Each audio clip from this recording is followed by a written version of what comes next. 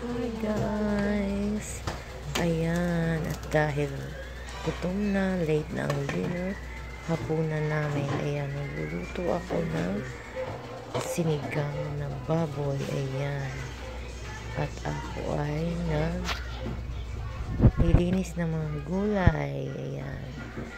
Mayroong talong, labanos, ayan, sitaw,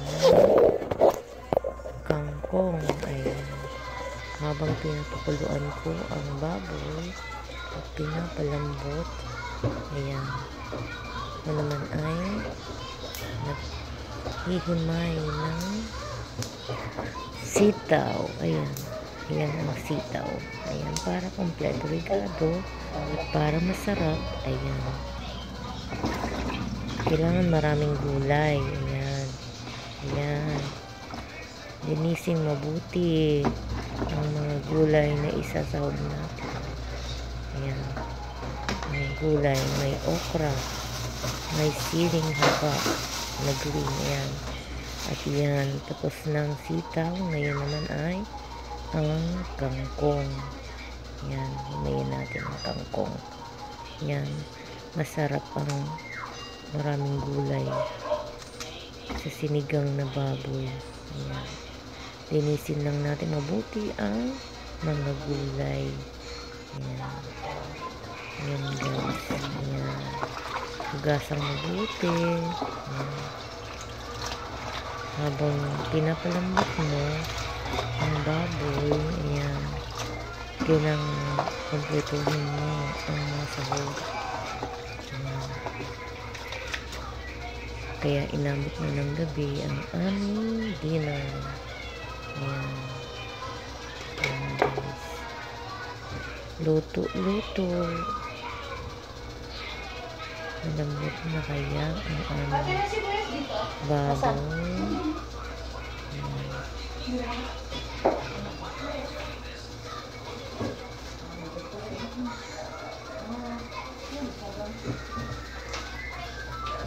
Mas mura yung ganito eh. Saglit lang.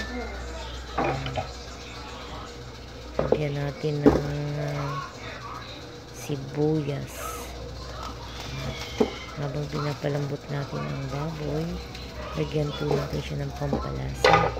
Habang ating pinapalambot, kagaya ng asin, paminta. Ayan, at lagyan natin ng sibuyas kapag medyo malambot na siya. Ayan, ang ginamit ko pong sibuyas ay yung puti na sibuyas. Ayan. Mas masarap po kung yung sibuyas na Tagalog na sinasabi nila, pero mas mahal po kasi yung sibuyas na yun. Kaya dito na tayo sa sibuyas na puti. Ayan. Kabiyak ng natin ilalagay. Hindi naman kailangan marami. At tipid tips na rin. Para hindi masyadong maluro tayo sa mga ingredients. Ayan. Ilalagay ko na po siya sa pinapakulo ko. Ayan po ang aking mga sahog. Ayan. Diba? Kompleto regado. Ayan ang pinapalambot kong baboy. Ilagay ako na ng sibuyas na puti. Dinigdagan ko na rin siya ng sabaw. Ilagay natin ang sitaw. At inilagay ko na ang sitaw. Inuna kong ilagay ang sitaw kasi matagal siya lumambot. Ayan, pati ang labanos. Hindi naman kasi yan nalalabog masyado. Unahin natin yan. Unahin ang sitaw, tapos ang labanos. Ayan. Pati ang okra. Ayan, diba? Masarap-sarap kapag kompleto regado ang ating niluluto. Ayan. Paminsan-minsan lang. Ayan. Malambot na siya. Malambot ang baboy. Ayan. At hintayin lang natin malambot ang mga inilagay nating gulay bago natin isunod ang kangkong at talong. Ayan. Ayan. Nilagay ko na rin ang talong. Ayan.